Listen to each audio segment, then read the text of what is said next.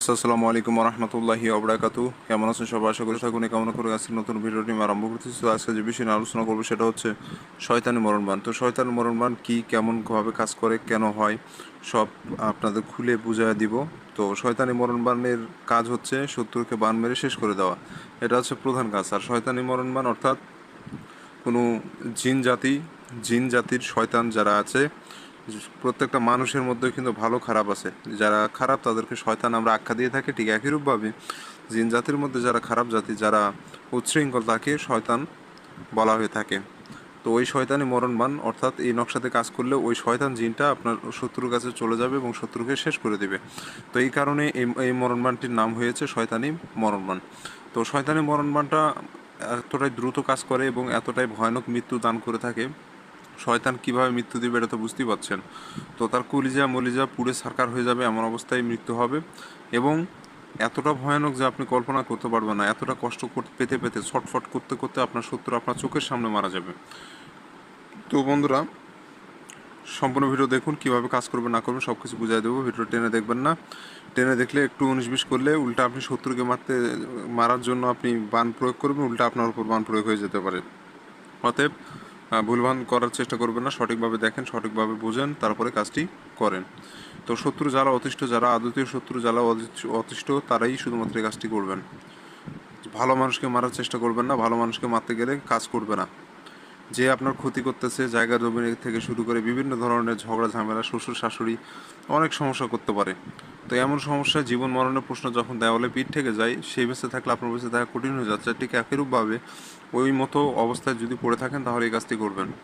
অন্যথায় এগুলো কাজ ভালো কাজ বা পরেশগার ব্যক্তি, যারা আসলেই ভালো মানুষ, সবার উপকার করে, এমন ব্যক্তিকে মারতে গেলে আপনার সমস্যা হয়ে যাবে। আপনি নিজেই মারা যেতে পারেন। তো এই বিষয়গুলো লক্ষ্য রেখে খুঁটিনাটি বিষয়গুলো বুঝে তারপরে কাজ করবেন। আমার ভিডিওতে না বোঝার কিছু নেই, আমি সব কিছু খোলামেলাভাবেই বলি। অন্য তান্ত্রিকরা এভাবে কখনোই বলে না, এটা আমি 100% গ্যারান্টি সহকারে বললাম। কারণ আপনারা আমার ভিডিও দেখতেছেন, অবশ্যই আরও অনেক তান্ত্রিকের ভিডিও দেখেছেন। তো এ থেকেই বুঝে যান যে আমি কেমন বুঝাই এবং তারা কেমন বুঝায়। তো যাই হোক বন্ধুরা, চ্যানেলে নতুন এসে থাকলে এরকম আরও ভিডিও পাওয়ার জন্য, আমার ভিডিও দেখার জন্য অবশ্যই চ্যানেলটি সাবস্ক্রাইব করে রাখবেন।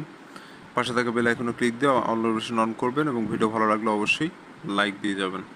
তো বন্ধুরা, এই কাজটি করতে গেলে যেটা আপনাকে সর্বপ্রথম যে কাজটি করতে হবে সেটা হচ্ছে কি, যে আপনাকে একটা সাদা কাগজ সংগ্রহ করতে হবে। সেই সাদা কাগজের উপরে লাল অথবা জাফরান কালি দিয়ে একটা সাদা কাগজ সংগ্রহ করবেন। সেই সাদা কাগজের উপরে লাল অথবা জাফরান কালি দিয়ে সম্পূর্ণ নকশাটা আপনাকে লিখতে হবে। কোনো প্রকার 19-20 করা যাবে না বন্ধুরা। আপনারা স্কেল নেবেন, একটা স্কেল নিয়ে সেই কাগজের উপরে দাগ টেনে কুশি টেনে যেভাবে আছে ঠিক একইরূপভাবে ঘর সাজায় আপনাকে হরফ সংখ্যাগুলো সঠিকভাবে বসাতে হবে।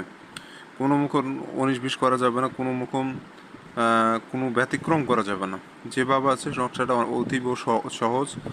আপনারা দেখতেই পাচ্ছেন, বুঝতেই পাচ্ছেন, অতীব সহজ। তো বন্ধুরা, যখন নকশা অঙ্কন করবেন আশেপাশে যেন কেউ না থাকে, আর দিনটা অবশ্যই শুক্রবার হতে হবে। শুক্রবার যে কোনো টাইমে করতে পারবেন।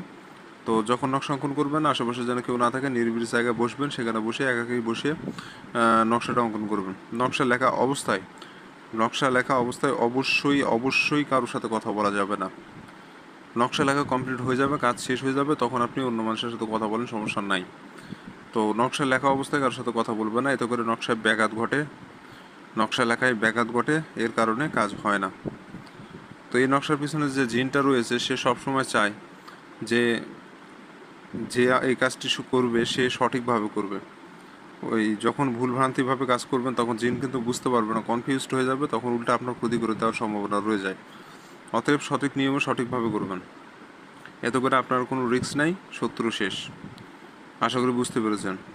তো যখন নকশা অঙ্কন করবেন কাগজটা লক্ষ্য করে দেখবেন কাগজের উপর কোনো প্রকার নোংরা আবর্জনা যেন না ভরে থাকে।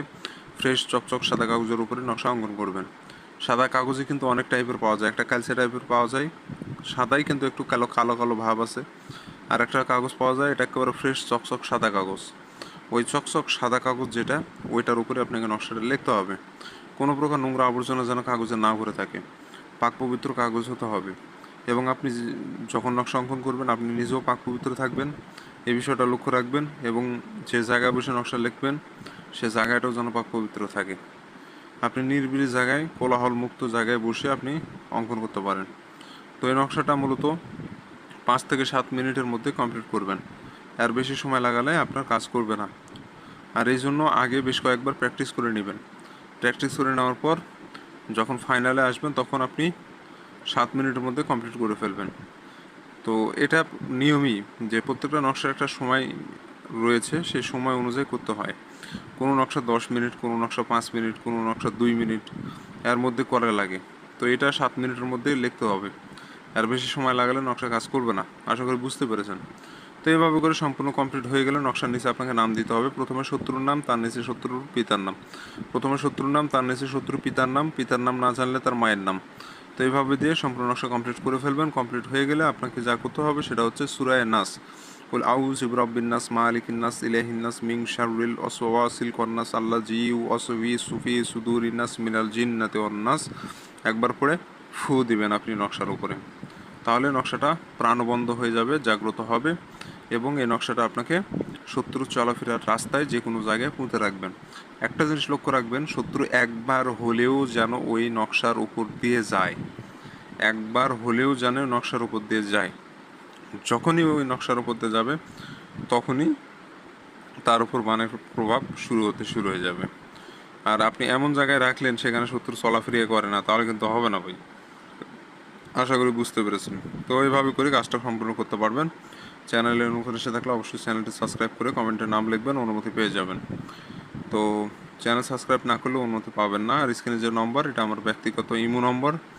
ইমোতে এসে যোগাযোগ করতে পারবেন ব্যক্তিগত সমস্যার জন্য। ভালো থাকবেন, সুস্থ থাকবেন। দেখা হচ্ছে পরবর্তী কোনো এক নতুন ভিডিওতে।